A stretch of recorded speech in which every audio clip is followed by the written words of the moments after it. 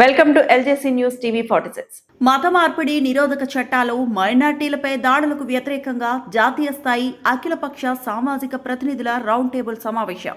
భారతదేశంలో మైనార్టీల హక్కుల రక్షణ, రాజ్యాంగ నిబంధనల అమలు మరియు దళిత క్రైస్తవుల సమస్యలపై వివిధ రాజకీయ, మతపరమైన మరియు సామాజిక శ్రేణుల నాయకులతో ఒక కీలక సమావేశం నిర్వహించడం జరిగింది.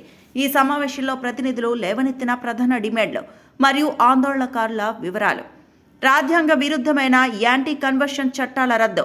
గడిచిన 25 సంవత్సరాలుగా భారతదేశంలోని సుమారు 13 రాష్ట్ర ప్రభుత్వాలు తీసుకొచ్చిన మత మార్పిడి నిరోధక చట్టాలు పూర్తిగా భారత రాజ్యాంగానికి, అంతర్జాతీయ మానవ హక్కుల ప్రమాణాలకు విరుద్ధంగా ఉన్నాయి. ఈ నల్ల చట్టాలను ఆసరాగా తీసుకొని అమాయక సువార్థికులను, పాస్టర్లను అక్రమంగా జైల్లో పెడుతూ వేధిస్తున్నారు. దీనిపై ఇప్పటికే సుప్రీంకోర్టులో న్యాయ పోరాటం జరుగుతోంది. కేంద్ర ప్రభుత్వం తక్షణమే జోక్యం చేసుకుని ఈ చట్టాలను వెనక్కి తీసుకునేలా చర్యలు చేపట్టాలి. దళిత క్రైస్తవులకు ఎస్సీ హోదా కల్పించాలి. హిందూ, సిక్కు, బౌద్ధ మతాల్లోని దళితులకు లభిస్తున్న రిజర్వేషన్ సౌకర్యాలు కేవలం మతం మారారనే కారణంతోనే క్రైస్తవ దళితులకు నిరాకరించడం రాజ్యాంగ స్ఫూర్తికి విరుద్ధం. పార్లమెంట్లో సుదీర్ఘకాలంగా పెండింగ్లో ఉన్న దళిత క్రైస్తవ బిల్లుపై ప్రత్యేకంగా చర్చించి చట్టానికి అవసరమైన సవరణలు చేసి క్రైస్తవ దళితులకు కూడా ఎస్సీ రిజర్వేషన్ను వర్తింపచేయాలి. మైనార్టీల సంఖ్యాబలం, హక్కుల రక్షణ.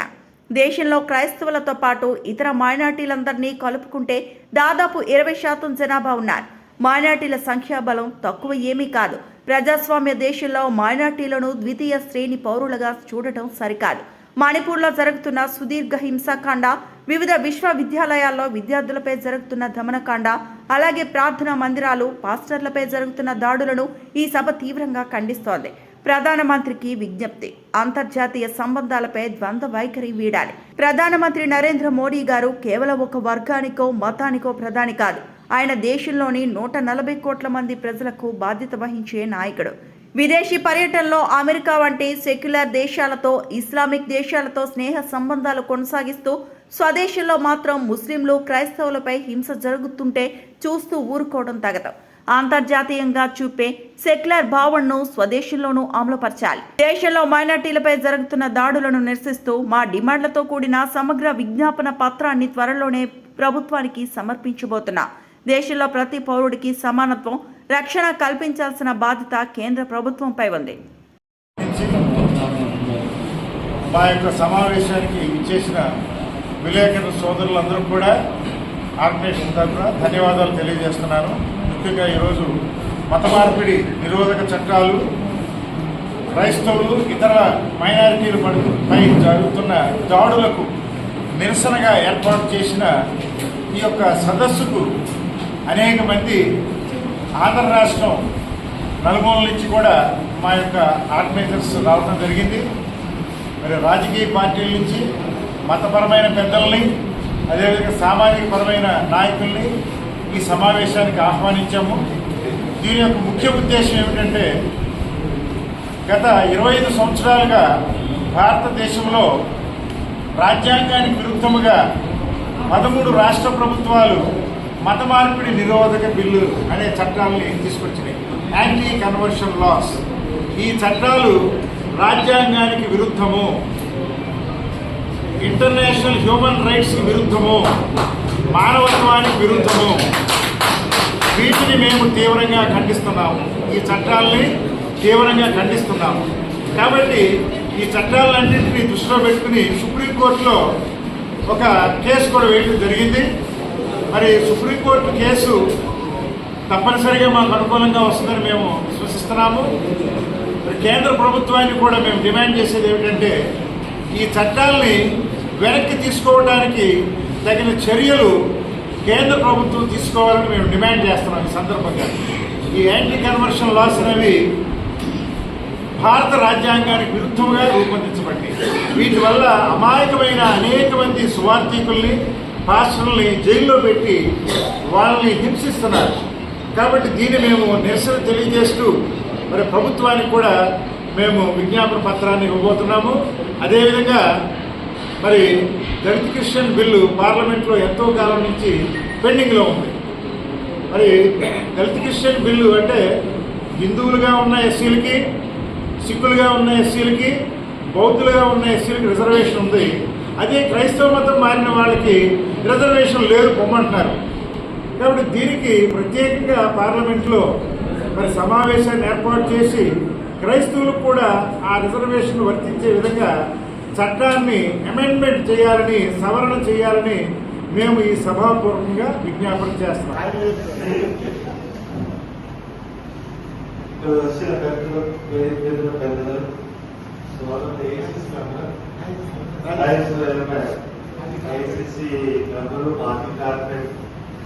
కూడి వచ్చిన కట్టుకుంటానికి కూడా నా నమస్కారాలు.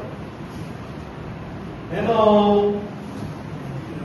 నిన్నే ఢిల్లీ నుంచి వచ్చిన రాత్రి 9కి ఢిల్లీలో 4కి బయలుదేరి రాత్రి 9కి రాజమండ్రి రావడం జరిగింది. మార్నింగ్ నేను ఢిల్లీలో మార్నింగ్ యొక్క కమిషన్ ని కలిశాను. అంటే ఎస్సీ ఎస్టీ అంటే KG Balakrishna commission for SC ఎస్టీస్ commission ఒకటి సార్. ఆ కమిషన్ యొక్క ముఖ్య ఉద్దేశం ఏంటంటే ఈ దళితుల్ని వాళ్ళ రిలీజియన్ మార్చుకుంటే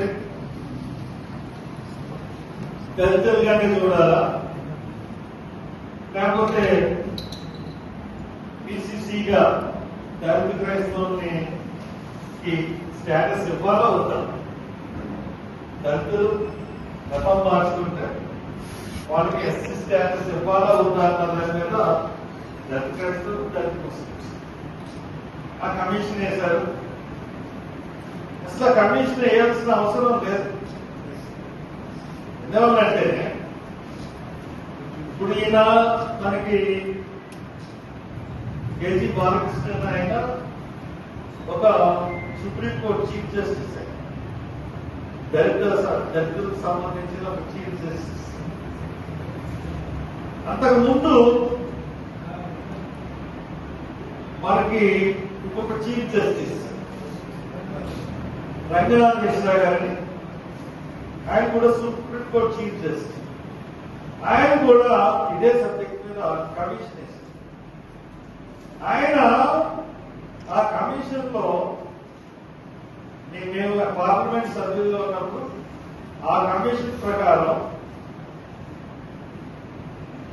ఎస్సీ అంటే మతం మార్చుకున్న దళితులకి అదే స్టేటస్ వర్తిస్తుంది. ముస్లింస్ కానీ, ముస్లింగా మార్చుకున్నా, క్రైస్తవులుగా మార్చుకున్నా కానీ దళితులు అంతకుముందు స్టేటస్ కొనసాగుతుంది. వాళ్ళు మారడం వల్ల వాళ్ళు ఏమీ అభివృద్ధి ఏమీ చెందలేదు. ఇంతకుముందు వివక్ష ఎలా ఉందో అలాగే ఉన్న పరిస్థితులు ఉన్నాయి. కాబట్టి ఇది అని చెప్పేసి చాలా క్లియర్ గా రంగనాథ్ మిశ్రా కమిటీ తీర్పు ఇచ్చింది, ఆ కమిషన్ తీర్పు. మరి అది ఎంత ఫేవర్ గా ఉందంటే మనకి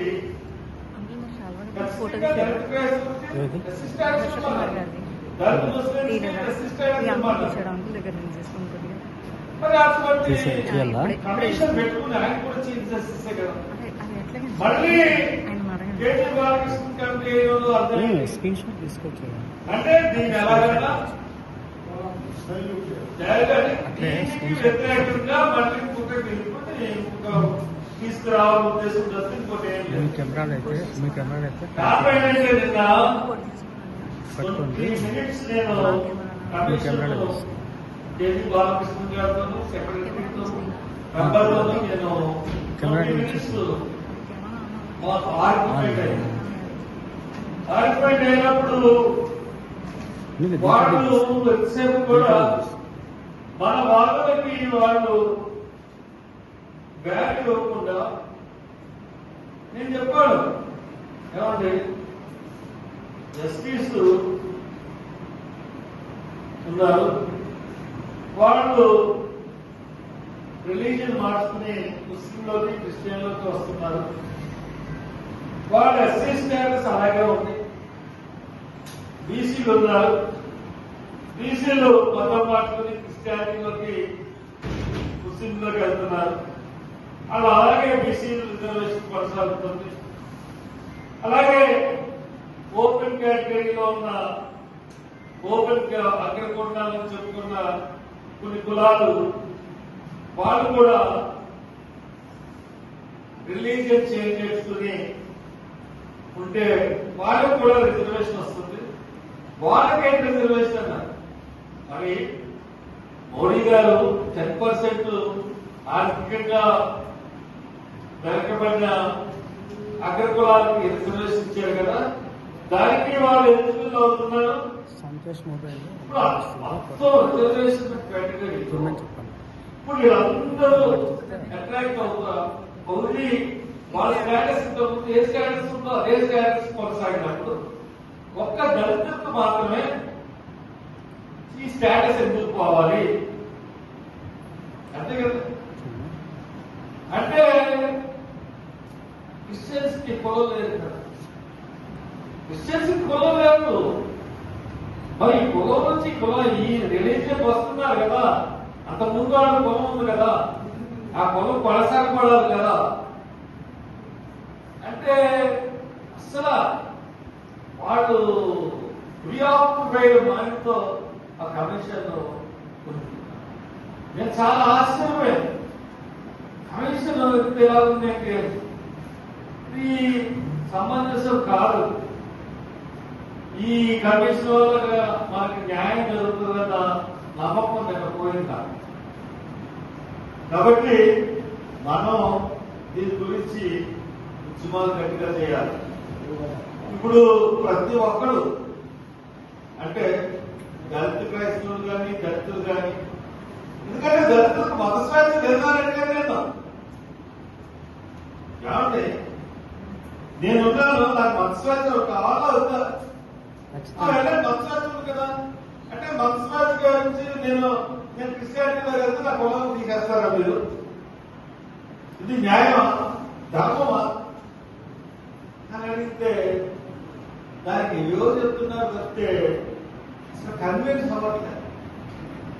కాబట్టి ఈ యొక్క కమిషన్ మనకి న్యాయం చేస్తుందన్న నమ్మకం నాకు లేదు.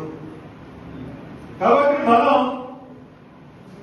ఆందోళన దిశకే మనం అడుగు వేయాల్సిన అవసరం ఉంది.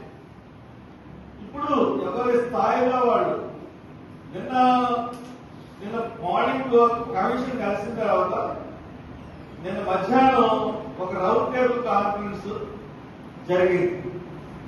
ఆ జరిగినప్పుడు మన liberation army president Vijay Kumar గారు ఉంటారు కదా, ఏఎస్ ఆఫీసర్, ఆయన ఉదిత్ రాజ్ గారు అని చెప్పేసి ఆయన ఎక్స్ఎంపీ, ఆయన తర్వాత ఆయన ప్రొఫెసర్ వినోద్ గారు, ఆర్గనైజ్ చేసిన ఆయన ప్రసాద్ గారు ఎవరు ఉన్నారు, పెరికే ప్రసాద్, ఆయన జాన్ మోషే, జాన్ పాస్టర్, వీళ్ళందరూ కూడా రౌండ్ టేబుల్ సమావేశంలో ఉన్నారు.